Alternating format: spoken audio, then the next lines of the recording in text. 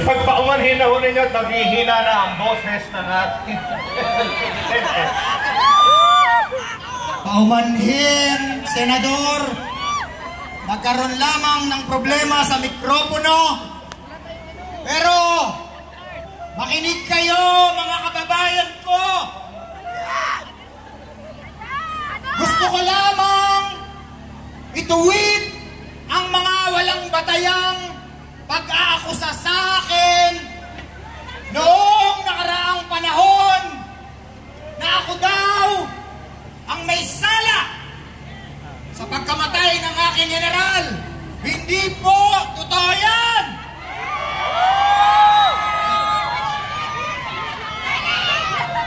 Tahimik at masaya na akong namumuhay bilang retirado kung hindi lamang sa himok ng libo-libong mga Pilipino para ako ay kumandidato.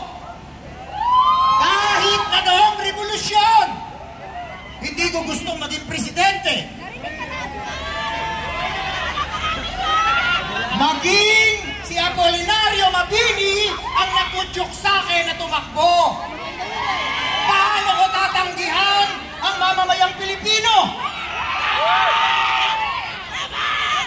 Ayoko na sanang tumayo sa entabladong ito at humarap sa inyo.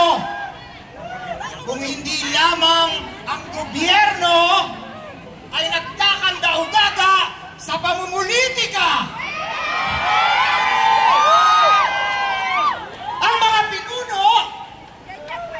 Ang ating mga pinuno ay nakayuko hindi para sa karapatan ng mga mamamayan kung hindi sumunod sa gusto ng kanilang amo.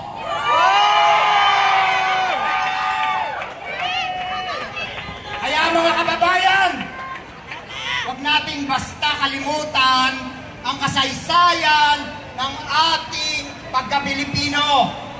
Ang kasaysayan ay hindi lamang nasusulat sa bulwagan ng mga may kapangyarihan.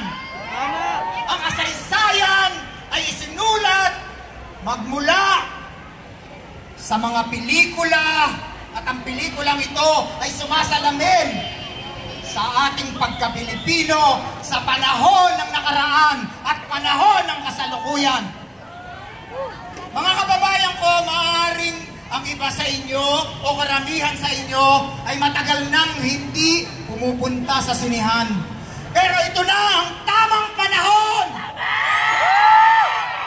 Tayo ay magpilit, tayo ay magbalik sa sinihan. Dahil sa Oktubre 15, 2025, ang Quezon ay ipapalabas na.